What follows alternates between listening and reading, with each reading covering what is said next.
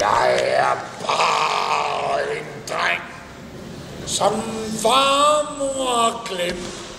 Men jeg ved, at det kan lide mig. Jeg ved det helt bestemt. En hel masse andre siger slemme ting om en dreng, der blev hjemløs. En stakkels lille en. Og så er det, jeg spørger, hvor gammel er du? Er du med, min dreng? Hvor gammel er du?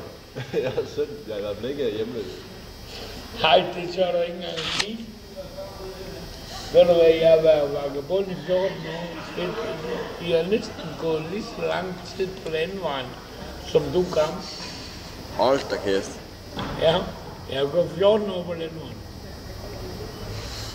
Well, I'm a big rock singer and my beauty bring me a lot of fancy girls.